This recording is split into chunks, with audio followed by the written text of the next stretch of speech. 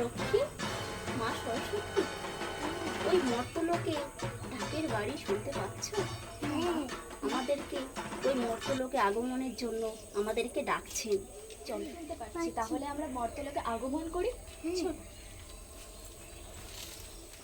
মা, কার্তিক গণেশ কি আসবে না? ওরা আসবে, ও তো শিকারে গিয়েছে, ফোন করে দিলে ঠিক চলে আসবে। তাহলে গণেশ মিটিং এ আছে, ওর ইঁদুরকে আটকে রেখেছে মহিষাসুর। কেন রেখেছে মা? মহিষাসুরের ঘরে ঢুকে ওর জামা কাপড় কেটে দিয়েছে, টাকা পয়সা কেটে কুচি কুচি করে দিয়েছে। সেখানে গণেশের ইঁদুরকে আটকে রেখেছে, মিটিংটা শেষ হলে চলে আসবে।